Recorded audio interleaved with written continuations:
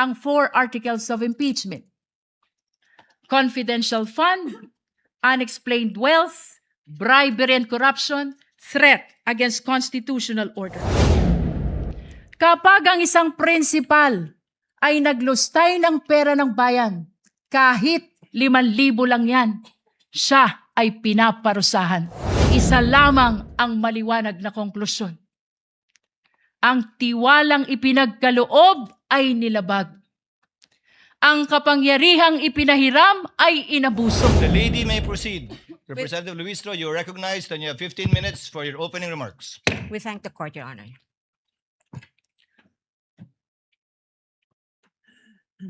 Mr. Presiding Officer, the Honorable Cheese Escudero, the Honorable Senate President, Honorable Win Gatchalian, sa atin pong mga kagalang-galang na Senator Judges, mga minamahal na kababayan, sa loob ng bulwagan o sa labas man, mga nakatutok sa telebisyon, sa cellphone o sa radyo, saang sulok man ng mundo kayo naroroon.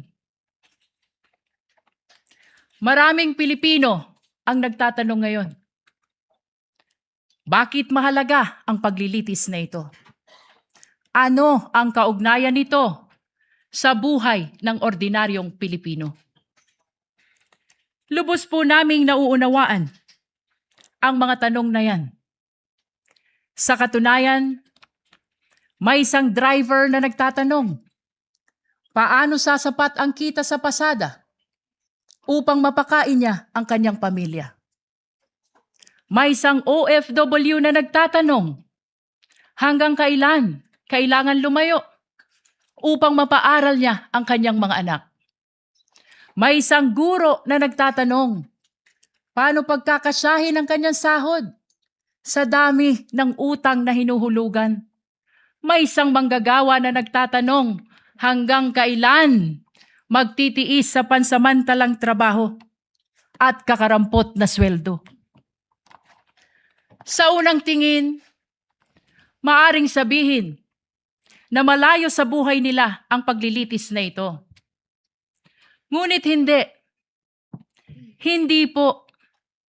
Sapagkat ang usapin ngayon ay patungkol sa isang bagay na pag-aari nilang lahat. Ang kanilang pera, ang kanilang tiwala, ang kanilang karapatan na maningil ng pananagutan mula sa mga pinuno na kanilang pinagkatiwalaan.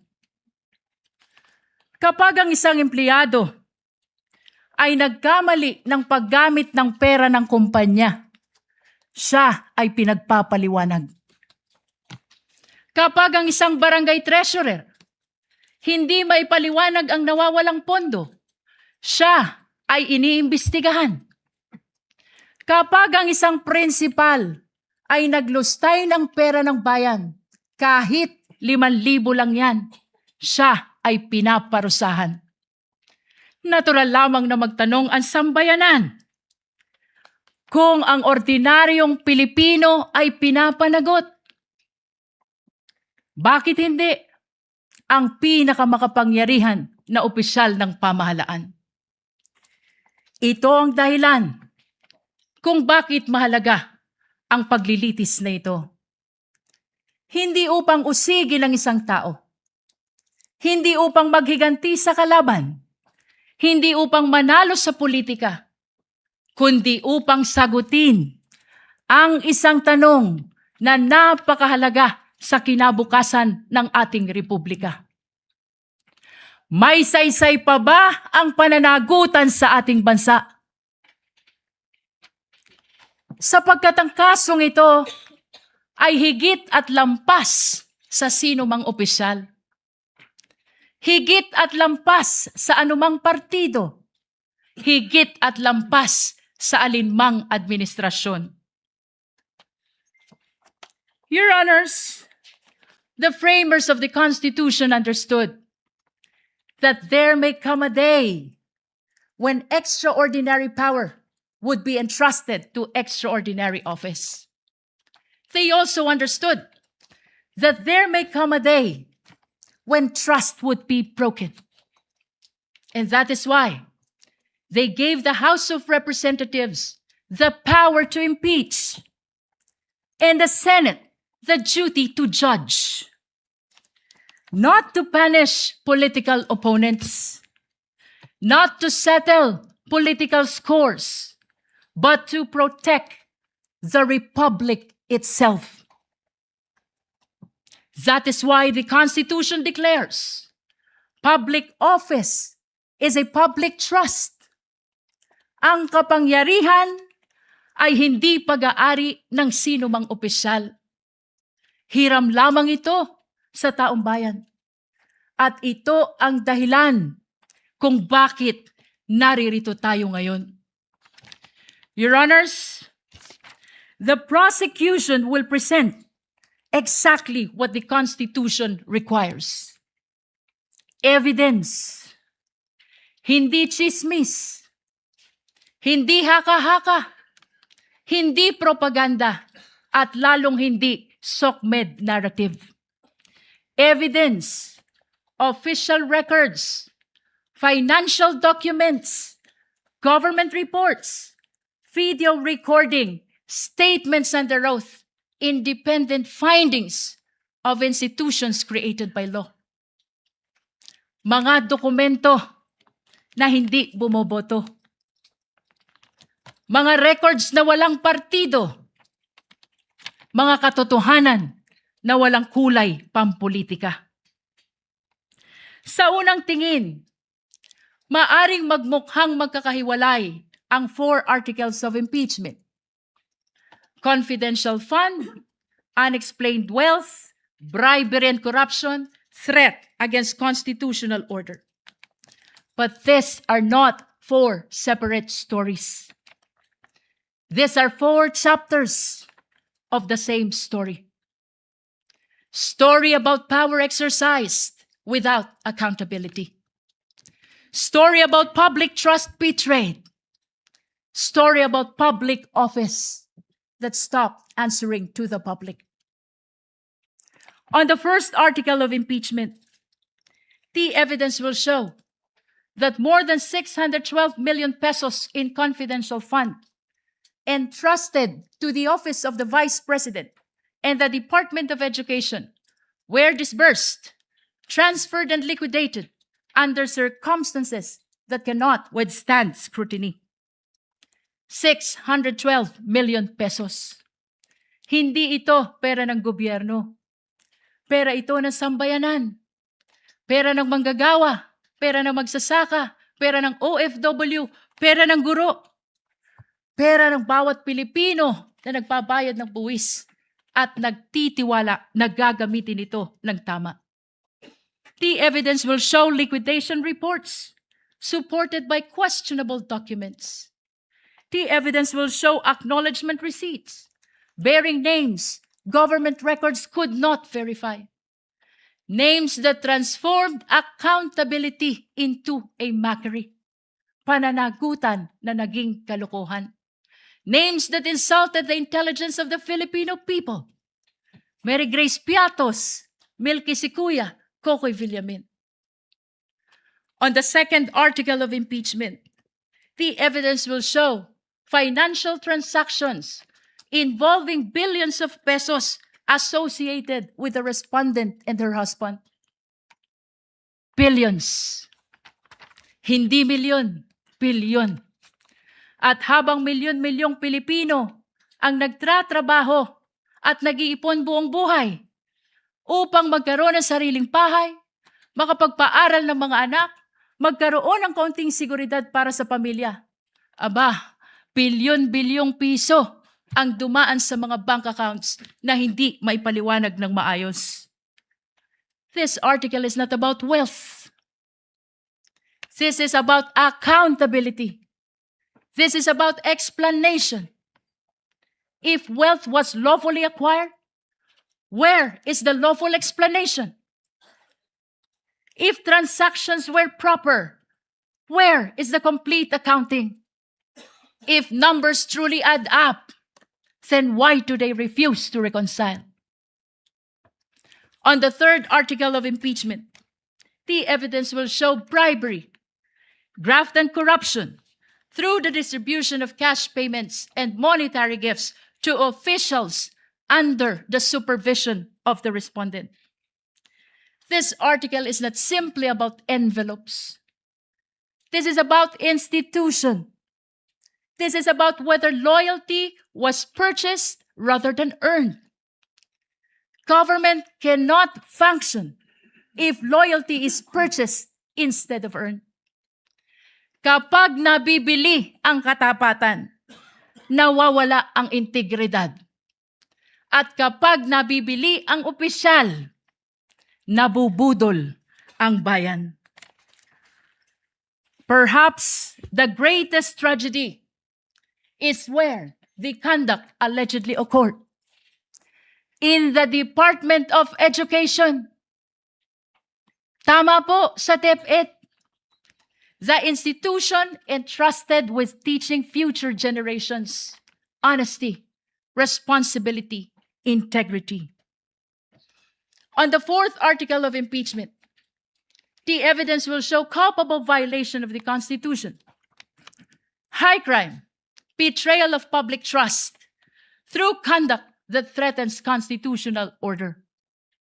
Among all allegations before this court, none strikes more directly at the heart of constitutional order than this one. Ito na po ang pinakamatindi. And unlike in many cases, which depends upon competing accounts, this evidence comes substantially from the respondent's own recorded public statements. The court will see them. The court will hear them. The court will judge them. Public officials may disagree. We may criticize one another. They may compete fiercely for power. That is democracy. But democracy ends when violence begins. Sa kasaysayan ng ating republika, walang vice presidente na may kaibigan na hitman. Ngayon lang. Walang vice presidente na nagpapapatay ng Pangulo. Ngayon lang. Walang vice presidente na handang magpapatay para lamang makaupo sa pwesto. Ngayon lang. The Constitution provides many means on how to resolve political conflict. Election, legislation, public debate, judicial review, and even impeachment. But it does not permit threats. It does not permit violence. It does not permit people entrusted with power to place themselves above constitutional restraints. Your Honors, at the center of this case lies a simple question, perhaps the most important to any republic. When the people entrust power to a public official, does the public official remain accountable to the people? Or do the people become accountable to the public official? The Constitution's answer is very clear. Power belongs to the people. Public office is merely borrowed. And every borrowed power carries with it the obligation to account for its use. If a barangay treasurer must account for public fund, then so must the vice president. If an ordinary public servant can be investigated, then so can the highest officials of the government. If ordinary citizen is expected to obey the rules, then surely those who govern them must obey them first. Otherwise, what lessons do we teach our children? That there is law for the powerful and another for everyone else? That accountability exists only for the weak? that public office grants immunity against accountability? Your Honors, this is not the republic envisioned by the Constitution. This is not the republic deserved by the Filipino people. Therefore, the prosecution asks only this: look at the evidence. Listen to the witnesses. Examine the records. Follow the evidence wherever it leads. Judge this case not by politics, not by popularity, not by fear, not by loyalty. Judge this case by the Constitution. Judge this case by the evidence. Years from now, future generations will not remember today's political alliances. They will not remember today's headlines. They will not remember today's slogans. What they will remember is when accountability was tested, the institutions of the Republic stood firm. They will remember only one thing: what this court did when the Constitution called. Future generations will not ask how powerful the respondent was. They will not ask how loud the political debate became. But they will ask one thing: when the Constitution called, did the Republic answer? Your Honors, this is that moment. This is the moment the Constitution anticipated. This is the moment when accountability must mean exactly what it says. This is the moment when public office must truly remain a public trust. This is the moment when the Republic must demonstrate that laws are applied equally to the powerful and the powerless alike.